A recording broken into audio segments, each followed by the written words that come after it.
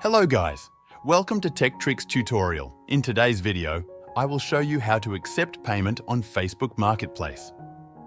First, make sure you're logged into your Facebook account. Then, head over to the Marketplace by clicking on the Marketplace icon on the top of the screen.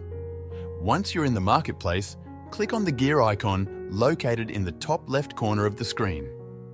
This will open a menu where you'll want to click on Business Profile or Seller Mode. This mode allows you to access your payment settings. Next, go to Account Settings and look for the Payment Settings option. Click on it. Here, you'll be able to add your preferred payment methods such as PayPal, Stripe, or a credit card.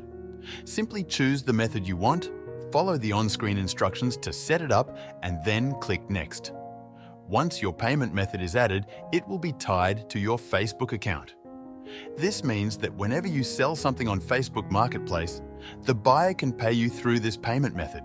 The funds will be transferred directly to the payment option you've set up. That's all it takes to accept payments on Facebook Marketplace. Thanks for watching this tutorial.